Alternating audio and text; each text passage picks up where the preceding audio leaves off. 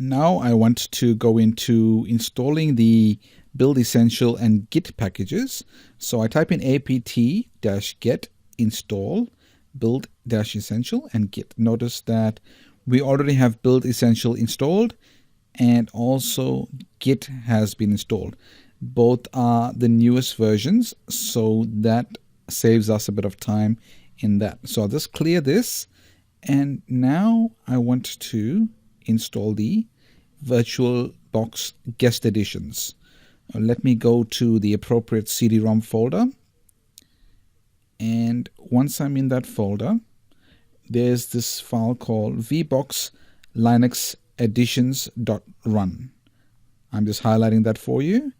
We need to // and then type in the name of the file, vbox linux editions. It's case sensitive, so that will install the guest editions. This may take some time, again, depending on the internet connection and getting all the appropriate files. That'll take a little while, but these will be essential for the USB wireless card and the drivers. This will also be used for the cut and paste functionality, copy and paste functionality, and also for the overall graphics and the look and feel of the graphics, giving it a better look and feel. So this will just build the guest editions module right now. Should take a short period of time, but it will install fairly quickly. I'm just walking you through this again so you'll see exactly how you will experience the same type of functionality when you're installing the guest module. While that's working, that's done. Now it's just building a little bit of additional share folder support, and once that's complete, we'll reboot the virtual machine and hopefully all the functionality is working fine. So here we go, starting the VirtualBox, and it's installed everything, the graphics components and libraries. So now I can reboot the computer. Once I reboot this, all our services should be functioning as we wish. So let's reboot that. It may take a few minutes or a few seconds, depending on your processor speed. Let's just confirm if the copy and paste functionality is working. So let's go into Kali Linux. Let that load up. I will need to put in my root username and password to log into the system. So let's just wait for that to happen. And here we go. This should boot up now. And once it boots up, we will test the copy-paste functionality so you can see how that works.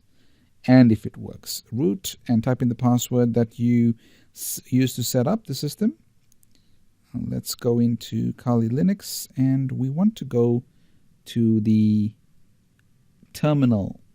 Let's go into terminal, and once within terminal, we'll just test out the copy and paste function. Let's go to terminal, and within terminal, I'm going to just look up the options here that would be best suited for us. Let's type in ifconfig. Let me copy this section of text and see whether I can copy and paste it into our Windows 10 machine. So that being my host machine, let's just go to Windows 10, and I go to Notepad, and within Notepad, let me paste this, edit, paste, or Control V, and that works fine. So let me delete this, and I will just type in Windows, and let's see if I can copy this. So Control C or copy, and go into paste, and that works fine.